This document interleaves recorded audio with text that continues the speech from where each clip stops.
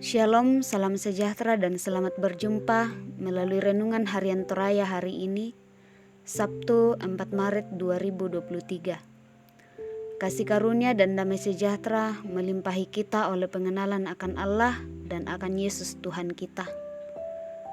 Mengawali seluruh aktivitas kehidupan kita di hari ini, mari kita menghadap Allah melalui renungan hari ini.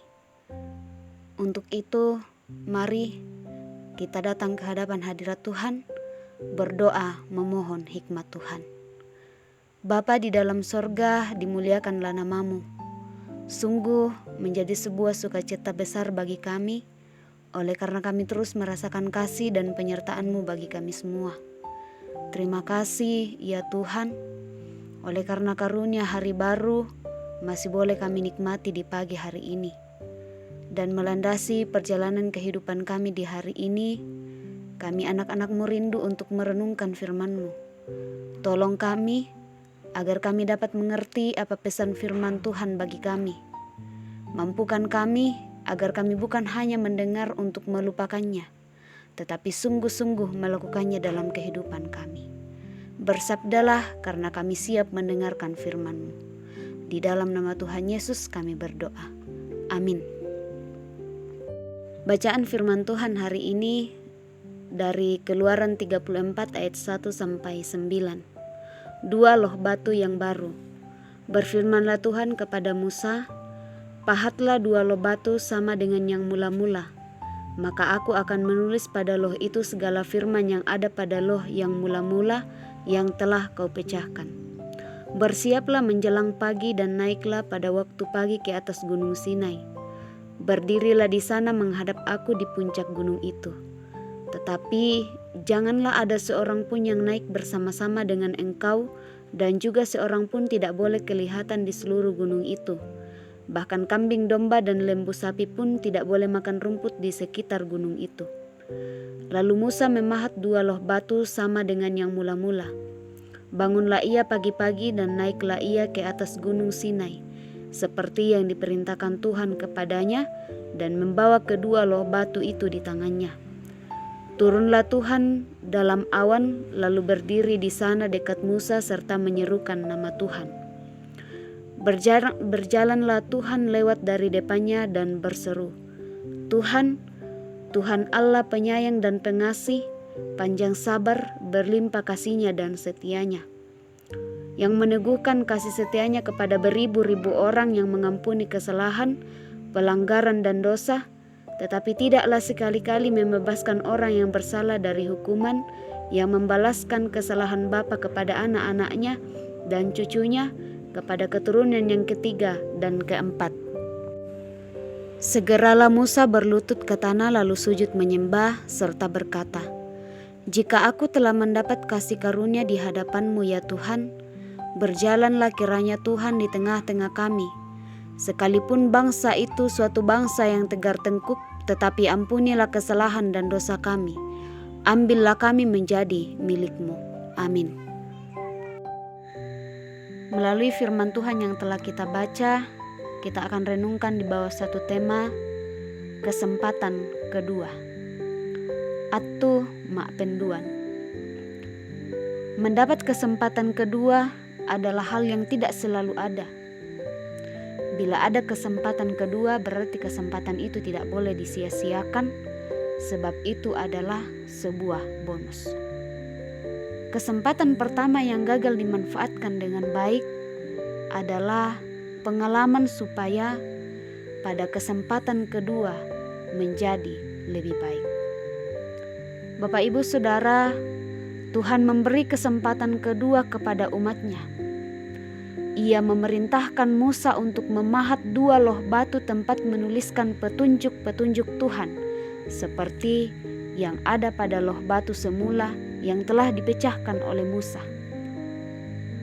Musa kemudian diperintahkan harus pergi seorang diri menghadap Tuhan di gunung Sinai.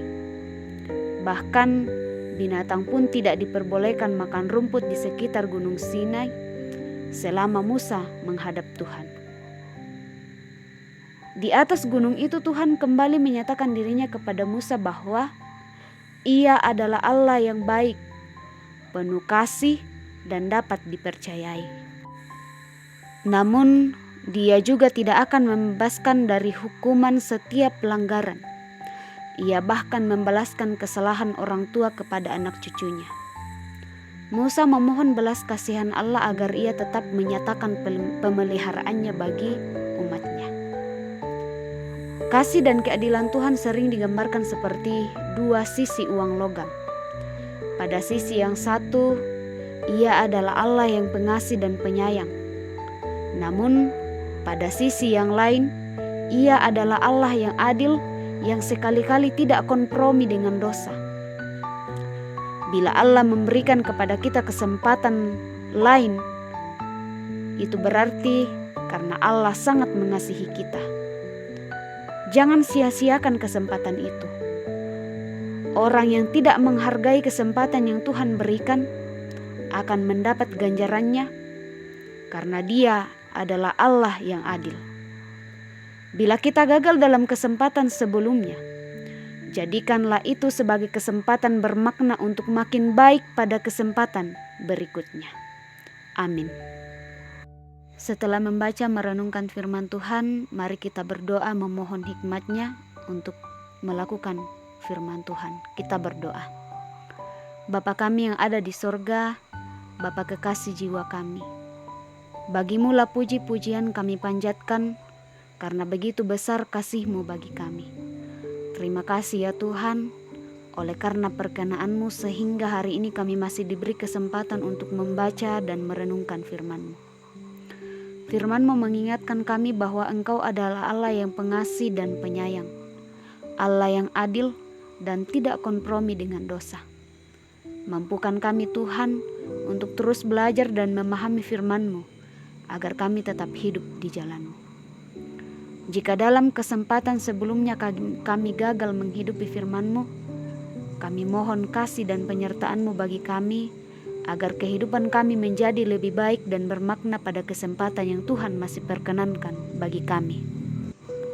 Terlebih untuk menjalani kehidupan di hari ini, kami mohon pertolongan-Mu agar kami dimampukan dalam mengangkat setiap tanggung jawab pekerjaan yang Tuhan percayakan bagi kami semua. Yang saat ini sedang mencari pekerjaan, Tuhan tunjukkan pekerjaan yang baik untuk mereka kerjakan. Berkati anak-anak yang masih dalam pertumbuhan dan pendidikan, agar boleh bertumbuh dengan baik, serta diberikan ketekunan dalam menempuh pendidikan, sehingga apa yang mereka cita-citakan, kelak boleh tercapai oleh karena perkenaan Tuhan. Berkati setiap pelayan yang Tuhan percayakan hadir di tengah-tengah kami. Berilah mereka kekuatan, kesehatan untuk terus mengangkat pelayanan dengan baik. Biarlah lewat setiap pelayanan yang kami lakukan, bahkan kami terima, boleh membawa kami untuk terus bertumbuh dalam pengenalan akan Engkau. Bapa di sorga, seluruh keadaan kehidupan kami hari ini, bahkan hari-hari ke depannya, hanya kami serahkan ke dalam tangan kasih-Mu. Kami berdoa untuk setiap jemaat-Mu yang saat ini sedang dalam kelemahan tubuh, Tuhan sembuhkanlah. Saudara-saudara kami yang saat ini sedang mengalami pergumulan oleh karena berbagai keadaan kehidupan yang mereka alami, Tuhan hiburkan dan mampukan mereka untuk menghadapi setiap pergumulan yang ada. Kami juga menyerahkan syukur dan sukacita yang kami alami. Kami percaya dalam tuntunan kasih-Mu, kami dimampukan untuk terus mensyukuri dan melibatkan Tuhan dalam menjalani kehidupan ini. Kami percaya segala perkara dapat kami tanggung bersama dengan Tuhan. Ini doa dan permohonan kami yang kami bawa di dalam nama Tuhan Yesus. Kami berdoa. Amin. Demikianlah persekutuan kita melalui renungan harian Toraya. Selamat menjalani kehidupan anugerah Tuhan hari ini. Kiranya kasih karunia, rahmat dan damai sejahtera dari Allah menyertai kita.